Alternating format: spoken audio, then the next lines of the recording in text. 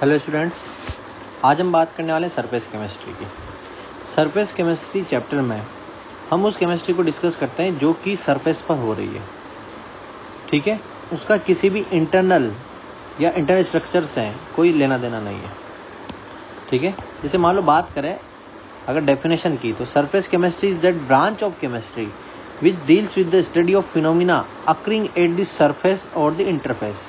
जो भी फिनोमिना हो रहा है, जो भी केमिस्ट्री हो रही है, जो भी बॉन्ड्स बन रहे हैं, वो सब कहाँ पे बनेंगे? सिर्फ और सिर्फ सरफेस पर। इस चैप्टर में मेनली हम डिस्कस करते हैं किनको? तीन पार्ट्स को। एक तो हम डिस्कस करते हैं एड्जॉर्प्शन, एक हम डिस्कस करते हैं कैटलिस्ट, एक हम डिस्कस करते हैं कोलाइड्स। इन तीन ही चीज़ों को हम लोग क्या करते हैं? डिस्कस करते हैं।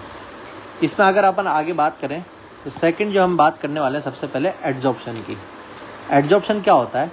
देखो, कोई भी हमारे पास जैसे कोई भी सरफेस है, जैसे मान लो ये सरफेस हमारे पास रखी हुई है। अब हम लोग कभी भी घर खाली छोड़ के जाते हैं तो 4-5 दिन बाद मान लो घर में वापस आते हैं तो हमारी मम्मी क्या कहती है, ओहो हो घर बंद हो रहा था लेकिन सभी जगह क्या हो गई? गंदगी हो गई। एक्चुअली होता क्या है, जब भी कोई सरफेस होती है तो उसके पास हवा में जितने भी पार्टिकल्स होते हैं उन सबको क्या करती है बेटा? सरफेस अपनी तरफ अट्रैक्ट करती है। अट्रैक्ट करने के बाद वो अपनी सरफेस पर उन सबको एक्यूमुलेट कर लेती है। एक्यूमुलेट करने का मतलब है उन सबको इकट्ठा कर लेती है। इसी प्रोसेस को, इस अट्रैक्शन को या इस प्रॉपर्टी को ही बोला जाता है क्या? एड्जॉर्प्शन। देखो यहाँ पर एड्जॉर्प्शन है, एब्जॉर्प्शन नहीं लिखा हुआ है ना, ध्यान रखना कौन सी प्रॉपर्टी बेटा? एड्जॉर्प्शन है ना, डी इज द इंपॉर्टेंट यहाँ। इसकी डेफिनेशन ये लिखी हुई है, accumulation of molecular species on surface, this is known as what? Adsorption. अच्छा, इसका रीजन क्या होता है? इसका रीजन ये है कि जैसे मान लो आपके पास कोई सरफेस है, सरफेस में कोई ऐसा पार्टिकल भी होगा बेटा तो बीच में होगा। अगर वो पार्टिकल बिल्कुल बीच में रखा हुआ है तो उसमें इस तरफ से भी अट्रैक्शन फोर्स है, इस तरफ से भी फोर्स लगा हुआ है, इस तरफ से भी फोर्स लगा हुआ है, इस तरफ से भी फोर्स लगा हुआ है, इस तरफ से, मतलब इक्वल एंड अपोजिट डायरेक्शन में सब तरफ से उसके पास क्या लगा हुआ है? फोर्स लगा हुआ है। अब कोई ऐसा पार्टिकल भी होगा जो कि बिल्कुल सरफेस पर है। अगर वो पार्टिकल सरफेस पर है तो बेटा उसके पास इधर से फोर्स लग रहा है, इधर से फोर्स लग रहा है, इधर से लग रहा है, इधर से लग रहा है, इधर से लग रहा है, लेकिन अपवर्ड साइड से कोई फोर्स नहीं लग रहा। तो वो क्या करता है? इस फोर्स को बैलेंस करता है। इन जो मॉलिक्यूल्स दिए हुए हैं बाहर आउटसाइड में जो होंगे उनको बेटा अट्रैक्ट करेगा अपनी तरफ। अगर अपनी तरफ अट्रैक्ट करेगा तो ये जितने भी पार्टिकल्स हैं ये सब कहाँ पे अट्रैक्ट होंगे? सरफेस पर। तो एक बात बिल्कुल दिमाग में बिठा लें, यहाँ पे एड्जॉर्प्शन जो है ये प्योरली किसका फिनोमिना है? सरफेस पर। ये इसको अंदर नहीं लेगा। जैसे मान लो बेटा मैंने ले ली चौक, क्या ले ली बेटा? अपन ने एक चौक ले ली जो हम स्कूल में काम में लेते हैं लिखने के लिए, और यहाँ पर पड़ा हुआ है बेटा इंक, है ना, ब्लू कलर की इंक पड़ी हुई है बहुत सारी। हमारा ब्लू कलर की इंक पड़ी हुई है, ठीक है, तो देखो ब्लू कलर की अगर इंक पड़ी हुई है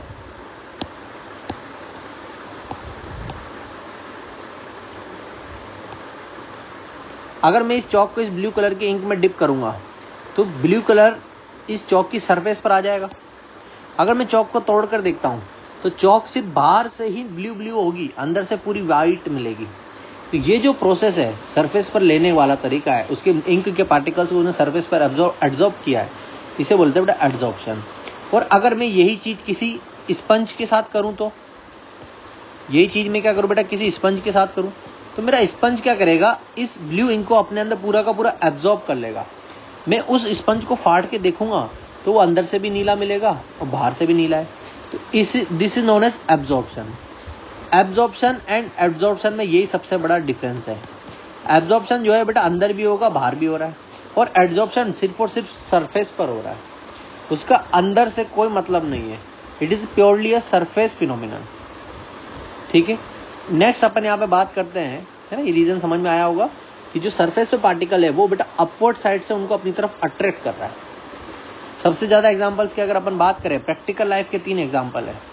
पहला एग्जांपल है adsorption of moisture by silica jail.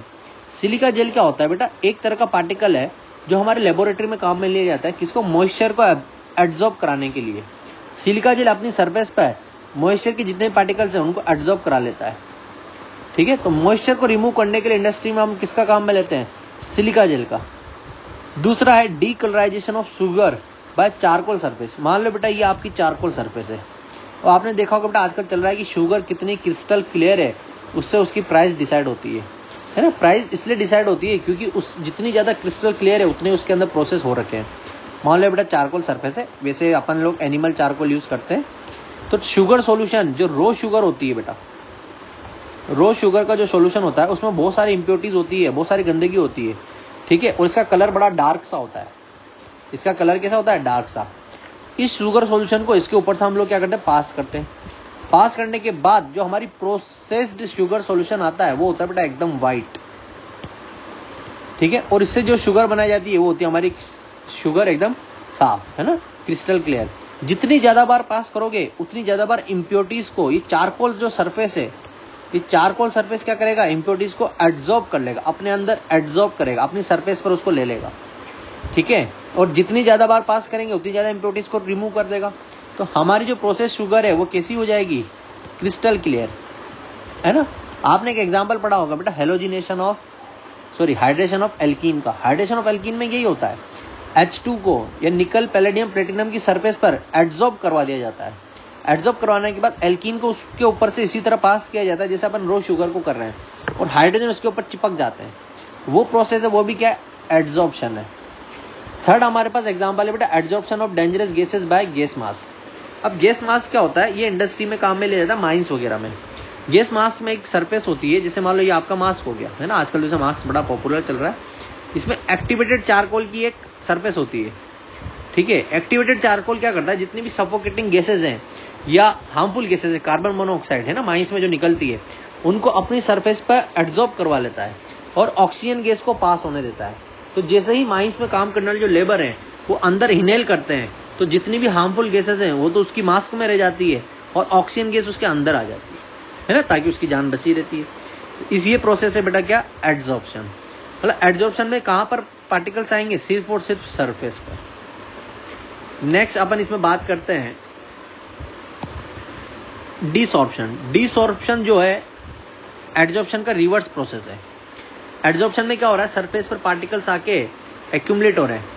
इसमें हम क्या करेंगे? जो हमारे पास एक्यूमुलेटेड पार्टिकल्स हैं उनको रिमूव करेंगे, है ना। Removal of on and substance from the surface on which it is adsorbed is called desorption. अब मान लो बेटा अपन को डिसॉर्प्शन करना है, तो हम क्या करेंगे? जिस सरफेस पर पार्टिकल्स एड्सॉर्ब हुए हैं उसको हीट करो, उसका टेम्परेचर बढ़ा दो। हीट करने से मॉलिक्यूल की काइनेटिक एनर्जी बढ़ेगी और मॉलिक्यूल्स यहाँ से रिमूव हो जाएंगे। अगला तरीका क्या है? हम लोग प्रेशर को कम कर दें। जैसे प्रेशर कम होंगे अपने आप गैस के पार्टिकल्स यहाँ से चले जाएंगे। एड्सॉर्प्शन जो प्रोसेस है वो सॉलिड लिक्विड के साथ होता है, ठीक है। गैस पार्टिकल इस पे आते हैं, गैस और गैसेस के बीच में कभी भी नहीं होता, ठीक है। अगला प्रोसेस है बेटा, एड्सॉर्प्शन में दो चीजें काम में आती है। एक होता है बेटा एड्सॉर्बेट, एक होता है एड्सॉर्बेंट। होता क्या है? जैसे मान लो बेटा सरफेस है, तो जिसकी सरफेस पर एड्सॉर्प्शन हो रहा है, ठीक है, वो तो कहलाता है आपका adsorbent. This is known as adsorbent, जिसकी सरफेस पर हो रहा है। और जिसके पार्टिकल्स आके इसकी सरफेस पर एक्यूमुलेट हो रहे हैं या इकट्ठे हो रहे हैं वो कहलाता है बेटा एड्सॉर्बेट।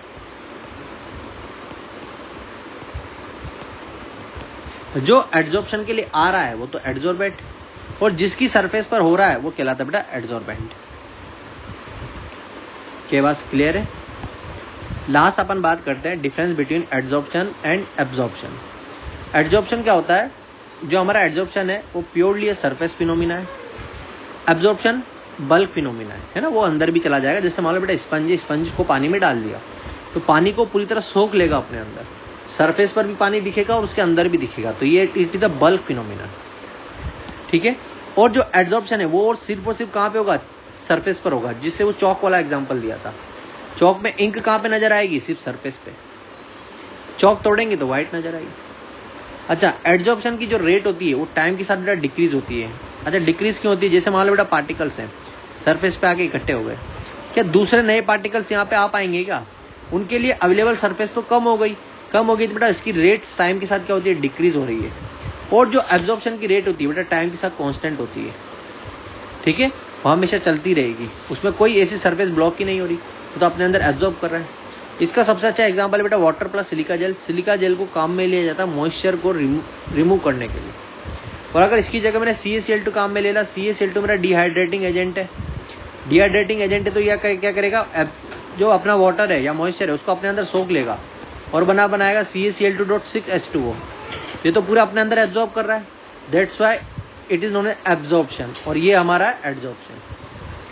होप होपफुली आपके पास समझ में आई होगी। मैंने शॉर्ट में समझाने की कोशिश करी है, बाद में आपको पूरा कवर करवाया जाएगा। ठीक है, थैंक यू वेरी मच।